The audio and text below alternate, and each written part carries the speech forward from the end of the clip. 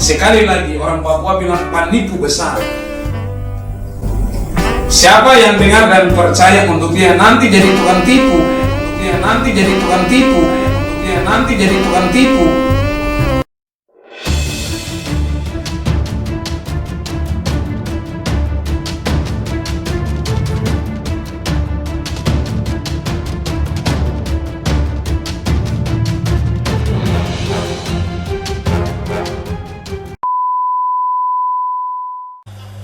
Saya dari manusia gengsi, dengan gaji puluhan juta tiap bulan, dengan gaji puluhan juta tiap bulan, dengan gaji puluhan juta tiap bulan.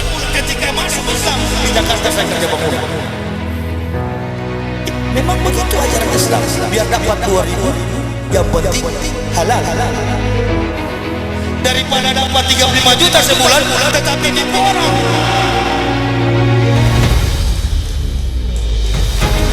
Belum tahu ya gaji pendeta, belum tahu ya.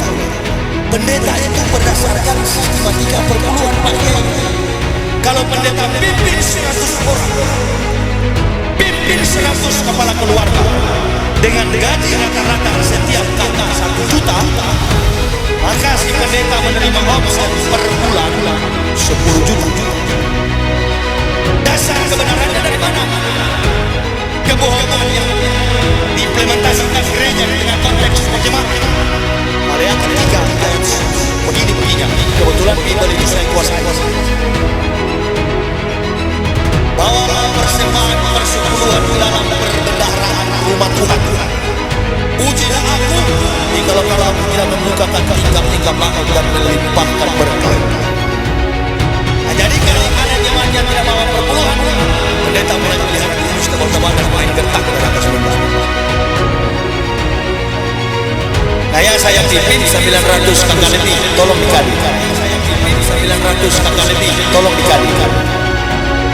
Saya pimpin 900 kakak lebih, coba tolong dikali. Dan jarang saya punya jemaat susah, semuanya pengusaha dirian. Belum saya terima insentif dari Stuttgart, Jerman. Belum saya terima insentif dari Stuttgart, Jerman. Belum saya terima insentif dari Stuttgart, Jerman. Kalau Katolik dia menerima insentif dari Roma, Pantekosta menerima insentif dari Belanda.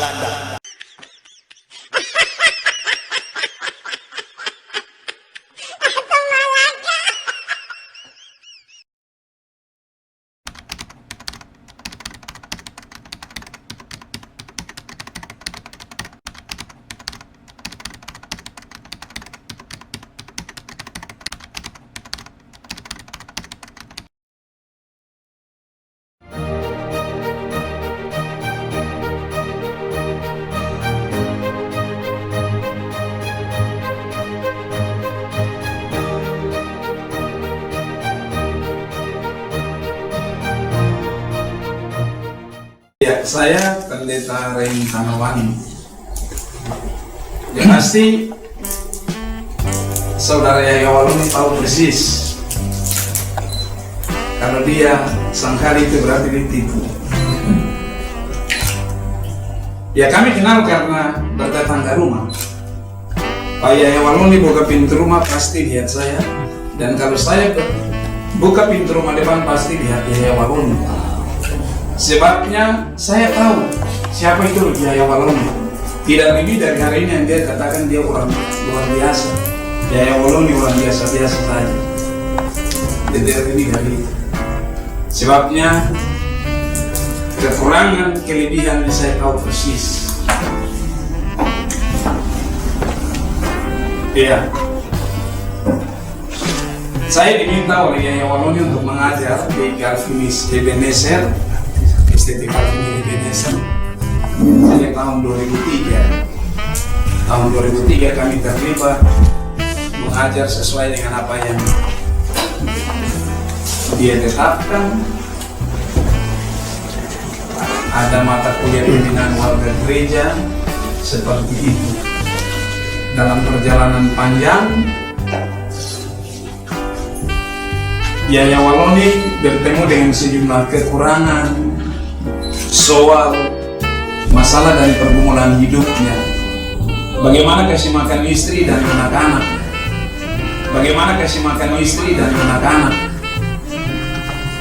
bagaimana membayar rumah sewanya itu atau rumah kos, rumah sewanya itu atau rumah kos, mengeluh soal rekening lampu, rekening telepon, dan berbagai macam hal. Sehingga dia bertemu dengan saya karena kami sama-sama di kampus. Waktu itu kami kuliah tepatnya di belakang Tangki 14 yang sekarang Gereja GKI Manoi, Kompleks Pelabuhan Perikanan Nasional. Kami kuliah di situ. Ya, proses jalan, dia sampaikan soal seperti yang tadi saya sudah sampaikan. Lalu kemudian dia bilang, Pak Pendeta bisa bantu saya kan? Saya bilang untuk dia, barangkali saya tidak bisa bantu, tapi ada orang yang bisa kami bawa Pak Yahya Walon itu bertemu. Orang yang dimaksudkan ini Pak Ketua Yayasan Bukit yang pertama, Pak Renel. Beberapa waktu kemudian dia sampaikan hal yang sama juga untuk mahasiswa yang satu ini, Pak Octavianus Padidi. Lalu suatu waktu kami bersepakat untuk menolong dia karena rasa iba yang muncul akibat dari keluhannya ini. Lalu kami bertemu dengan Pak Renel. Beberapa kali kami ketemu, sampai yang terakhir itu dengan Pak Octavianus Padidi, dalam rangka bagaimana yayasan ini mau dijual dan serahkan untuk Pak Renel yang selanjutnya proses sampai berdirinya Bukit seperti hari ini. Lalu kemudian hal yang berikut, kalau Yahya Waloni dia bilang bahwa dia pendiri ataupun rektor Bukit Sorong, pemirsa, ini kebohongan besar, ini paniku. Orang Papua bilang paniku. Sebab sejak tahun 2003 saya berproses bersama-sama dengan ketua yayasan yang pertama Bukit Sorong, Pak Renel, ada Pak Pendeta Stef dari Bulan, ada Pak Pendeta Apono, dan sejumlah teman-teman lainnya, ada Pak Hendrik Ronsumbre. Hitung-hitung dari tahun 2013 sampai hari ini itu 2003 sampai hari ini itu 16 tahun saya ada di kampus ini.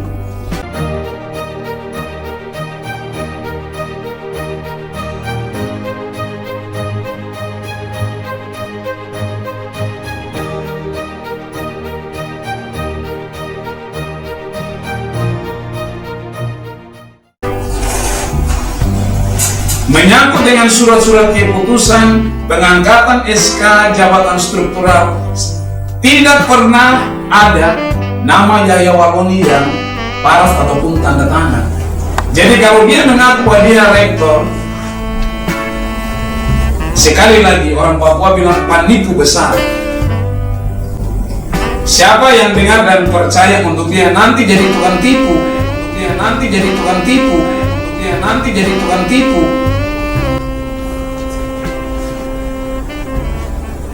Karena itu ya, kesempatan klarifikasi ini kami berharap sekali untuk pemirsa, bahkan setiap orang yang kemudian akan mendengar video YouTube ini, kembali dan kembali. Jangan sampai dibawa masuk ke dalam lubang yang tidak pernah kita menemukan sebuah terang. Ya, secara sederhana dan singkatnya saya mau sampaikan seperti itu. Barangkali Bapak Ibu mungkin ada pertanyaan. Pak ini tidak pernah jadi mahasiswa dia? Saya tidak pernah jadi mahasiswa dia kecuali pengajar. Pengajar. Ya. Mohon klarifikasi, tadi Pak bilang hanya Pak Yahya saja yang mengajar, tapi sekarang ada satu lagi. Oh tidak, saya sudah klarifikasi tadi. Jadi yang tenaga pengajar kan. Oh itu setelah yayasan ada? Iya, Setelah saya Indonesia belum ada. Tapi waktu STC itu dosen tunggal. Ya, ya, Pasti tidak mungkin ada lembaga resmi nggak tersentuh. Iya. Pasti ilegal ya. Saya baru di Papalawan. Tapi setelah jadi yayasan baru Pak. Pak Ren dipanggil, kemudian Pak Binur, Pak Pendeta Binur, dan Ibu dan Bapak dan Ibu Katutum. Ya. Jadi waktu datang menemui Pak Ren yang itu sudah datang dengan tujuan untuk lobby penjualan. Iya, kita sudah datang untuk itu. Jadi kita hanya fasilitasi. Selanjutnya percakapan terkait dengan bagaimana Pak Ren L bisa ambil yayasan itu atau beli yayasan itu. Ya, kita sampai di situ saja. Ya, saya kira ini juga informasi sangat penting, mengingat beliau sendiri terus berpuar-puar bahwa pada waktu dia menjadi orang dengan gaji yang sangat tinggi, ya. Dan karena itu dia rela melepaskan semua itu dan menjadi seorang Islam. Itu meninggalkan banyak kekayaan materi. Padahal informasi dari Pak ini Ya, berkebalikan sekali. memang Pak Pendeta dia ini orang yang biasa dia dan hidup sulit sekali. Jadi kalaupun dia lakukan ini sebenarnya selain cari popularitas, tapi juga supaya dia bisa hidup. Jadi intinya seperti itu Pak Pendeta. Silakan ya Waloni kalau mau komplain pernyataan saya silakan datang ke Krademak. Saya masih tinggal di alamat yang sama, kompleks yang sama. Namun tempat kos Pak Jaya Waloni sudah kami beli, kakak saya beli untuk jadikan rumah kos. Oke, selama Pak mengajar bersama dia, Pak tahu tidak bahwa dia ini sarjana teologinya dari mana? Saya sendiri sampai di situ saya tidak terlalu campur untuk tanya ya Waloni ini STT dari mana? Ya. Tapi ini pasti STT abu-abu. Dia waktu itu sudah pendeta. Iya, disebut pendeta. Jadi kami juga sapa pendeta, apa tidak tahu pendeta ini dari mana begitu. Dia tidak punya jemaat. Tidak punya jemaat. Jadi kalau mengaku pendeta GKI, saya pendeta GKI, saya punya jemaat GKI Maranatha. Tapi ya Waloni pendeta GKI tidak punya jemaat. Jemaat itu istri dan anaknya saja yang di rumah. Ya. Oke, baik. Barangkali seperti itu. Ya. Terima kasih, Tuhan memberkati kita semua.